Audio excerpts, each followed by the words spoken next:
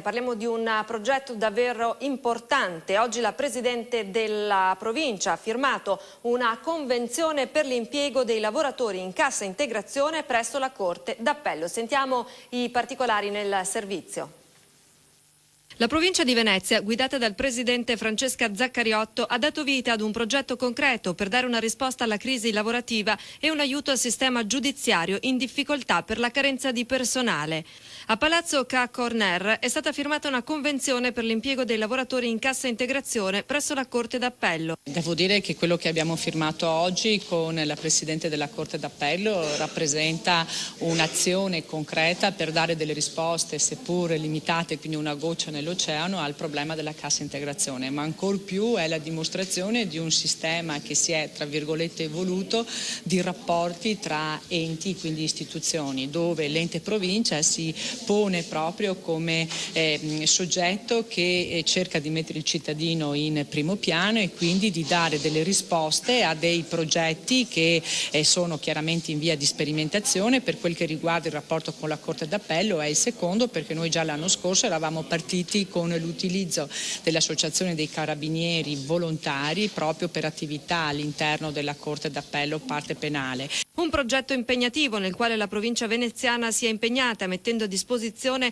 50.000 euro in favore di cittadini attualmente in cassa integrazione e che per 6 mesi saranno occupati nella struttura.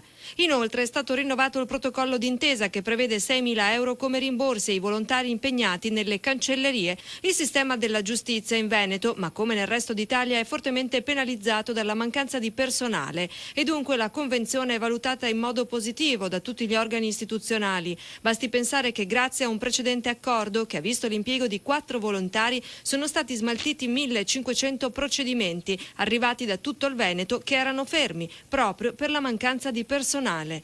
Da sottolineare che più i procedimenti restano fermi, più si ritarda la sentenza e in molti casi c'è il rischio della prescrizione. L'iniziativa, come ha sottolineato Daniele Grasso, presidente degli Ordini degli Avvocati di Venezia, ha come primo obiettivo il buon funzionamento della giustizia e dimostra che è possibile coniugare l'interesse sociale con l'aspettativa del cittadino, il quale vuole una giustizia che funziona bene.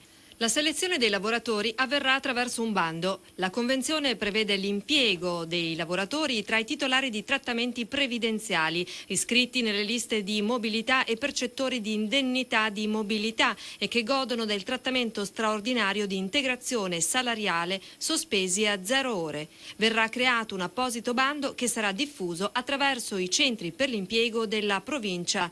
I lavoratori saranno impiegati in mansioni e attività nell'ambito degli uffici amministrativi, delle cancellerie o segreterie giudiziarie degli uffici della Corte d'Appello.